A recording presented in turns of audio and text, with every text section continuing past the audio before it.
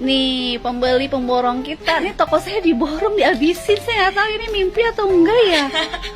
Enggak dong. Seorang wanita muda berlaga akan memborong baju di sebuah toko di kawasan Bekasi.